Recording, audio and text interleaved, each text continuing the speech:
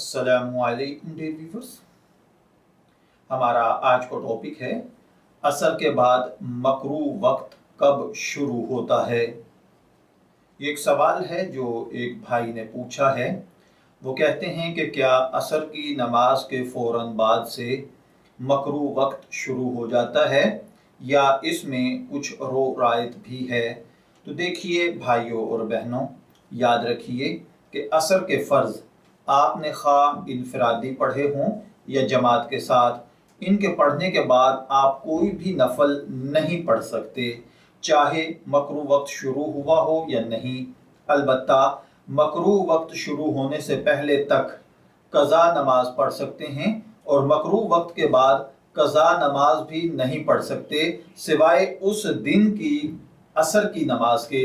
और असर के बाद नफल नमाज पढ़ने की ममानियत की वजह यह है कि अहादीस मुबारका में इस वक्त में नफल नमाज की अदायगी से मना किया गया है।